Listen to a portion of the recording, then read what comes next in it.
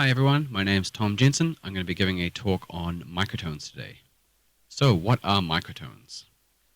Well, they're not a new concept. They're the idea of the notes in between the usual notes we use in the modern day. So here's a picture of a harpsichord keyboard from 1639. You can see there's kind of extra notes in between there. We have this strange C partial sharp and extra notes in there. So it's quite an old idea, and we'll get a bit more into it the course of this presentation. So, how does our current system work? Let's get a bit mathy here. Right now we have what's called 12-tone equal temperament, where each of the 12 tones are equally spaced. They're all the same distance, which is known as 100 cents. Cents is the measure of very fine pitch in between notes. So we use this when we're talking about microtonal music. We use the cent as the smallest indication of pitch. So what are examples of non-12-tone equal temperament? If 12-tone is our standard system, what is outside of it? Well, basic physics is outside of it. The standard natural scale that occurs in nature, known as the harmonic series or overtone series, which is simply created by multiplying the frequencies by 2 or 3. So we have our fundamental tone. The next note is that frequency times 2. And the next one is that frequency times 3, and so on. And you can see here we have the notes on the stave, but also we have these plus and minus signs above. That's how many cents difference these notes are from 12-tone equal temperament. So if I were to play this scale on a normal modern piano, it would not sound the same as it does in nature if you just have frequencies multiplied by each other. So example, if you blow into a bottle, you produce a tone, but if you blow really hard, you get the tone twice, 1 octave up. So that's the doubling the frequency. And if you were to keep blowing up higher and higher overtones, you would get this natural scale that occurs purely in nature. And you can see some of these are quite different to what our 12-tone equal temperament scale is. Some of these are minus 49 cents, so they'd be halfway in between, C and C sharp. So that's one example of a non-12-tone equal temperament. Another example that we're listening to in the background now is traditional music, because they don't have fine tuning instruments. They can't measure sense. They just use their ears to make good things. They sound good.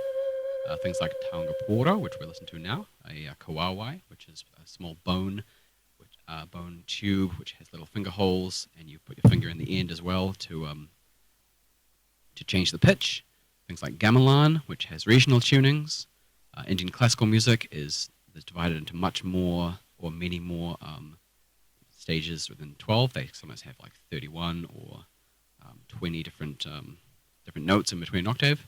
Things like barbershop quartets or choirs, they don't stick to exact frequencies. They tend to sing what sounds good, and often that is not 12-tone equal temperament. So here's an example of 16th century Italian composer. In fact, I have it already here. The keyboard has notes in there. 1555. And you can hear the notes are a bit strained there. 20th century composers also used microtones. Guys like Henk Badings, using the Fokker organ, which we'll see here. That's actually the keyboard we're looking at. So you have all these, you probably have a standard keyboard this way, and then you have all these micro intervals up and down. You can hear it sounds very strange. Also, Wendy Carlos used them. You can have a look at that in your own time. It's a very interesting album called Beauty and the Beast. Other 20th century composers and microtonal hobbyists, guys who just like microtones and fooling around with them. Here's an example of a Turkish guy who builds his own guitars. See, there's extra frets in there which give it strange sounds when he goes down.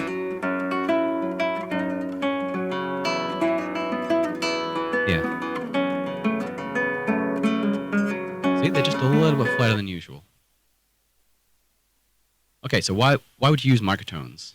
For cultural historical accuracy. For example, these are Turkish or Arabic maqams.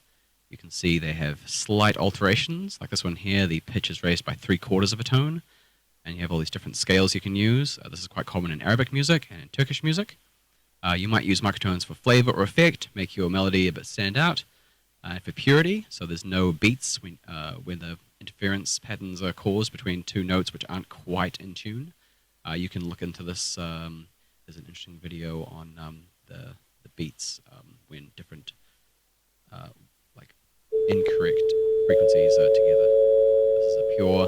This is the sound and visual image of a pure harmonic third, Yep. an A and a C sharp. So that's pure. That means it's done by ratios rather than 12 tone equal temperament. This is the tempered version, This is the equal as temperament. played by a modern piano or guitar, clearly out of tune. You can hear the kind of beats in there.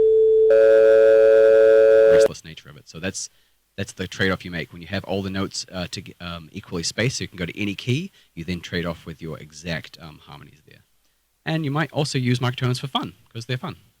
Why did I use microtones? Okay, I've always been interested in this kind of thing. I've worked with interference patterns and macams, just fooling around.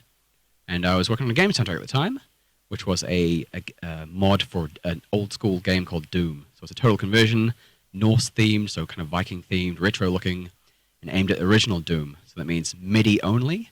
I couldn't actually have any exported audio, just the MIDI information that someone else's computer would play. Max file size was 128 kilobits. So that's just the MIDI data. So I wrote a few tracks on intuition, and then I decided I need to research Norse and Scandinavian music. So I felt I should really look into this and see what kind of music's actually out there. So I went Googling, had a look around. I found some interesting Viking kind of pieces like this.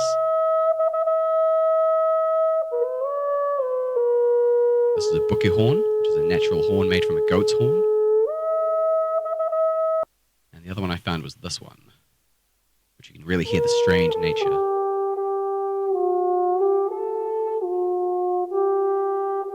can hear it's a very natural scale. And the notes aren't quite in tune. There's some sour notes going on in there. So I discovered a bunch of new instruments. Here's the bukke horn. It's a goat's horn with some holes drilled in it. You can also cover the end to make different notes.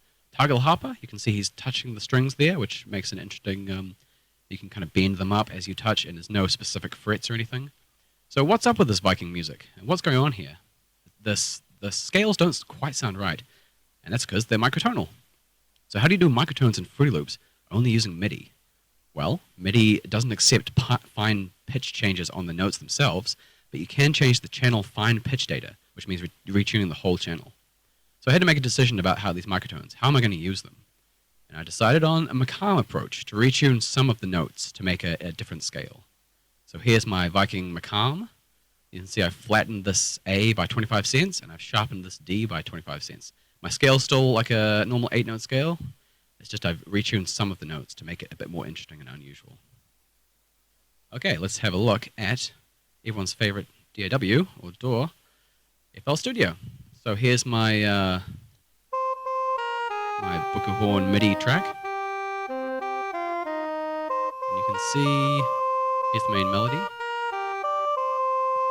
If I go to fine pitch, see I'm retuning these notes.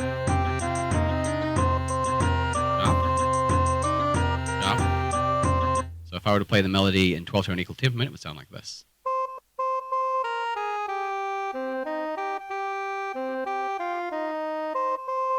With the microtonal alterations. You can't quite hear it. Here's a strained version where it's more like I've stretched it up to about 50 cents up or down. You can hear it's really strained now.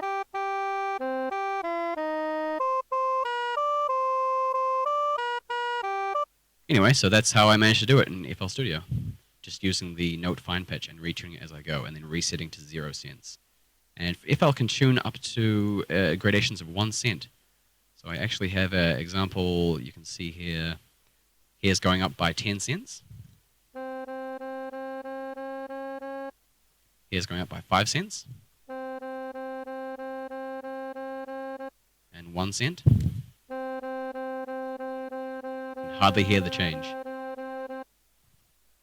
So how effective was this? Some playtesters said it sounded like a dying cat in one of the tracks because it was so unusual and detuned. Most people probably didn't notice, but I think it helped create a more natural and ancient sounding, kind of like unusual, otherworldly. And this is simple changes, just for, which kind of distinguish it from other MIDI soundtracks. So what did I learn from this process? Macams are an easy way to work with microtones. You just detune some of the notes and suddenly you have a scale you can use normally. You don't have to worry about 31-tone equal temperament and almost I don't know, reinventing the wheel. Don't overdo it unless you really want the strain sound.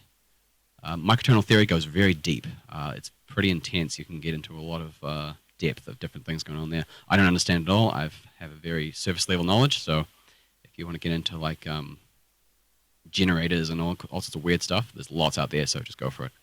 There's lots of cool microtonal keyboards and apps out there. You can look at like the tonal plexus if you want to buy one of these or just fool around. This is one someone's composition for a tonal plexus. You can see it has the normal keys of a piano up here, but then they have these microtonal gradations up and down the original keys. It'll be like C, C sharp, D, F sharp, F, and all these weird combinations. And there's online keyboards you can use. The Terpstra keyboard, for example. You can create your own keyboard using there's a bunch of different pre-made scales you can use. And once this loads up, you'll be able to play all sorts of weird things. Load up, please. You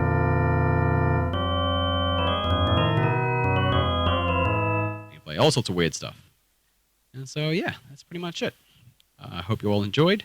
You can find some of my game soundtracks at SoundCloud. Or you can find some of my more classical music on YouTube. And if you're interested in playing this REKKR game that I did the soundtrack for, you can get it from this link, or you can just Google it. And yeah, hope you enjoyed.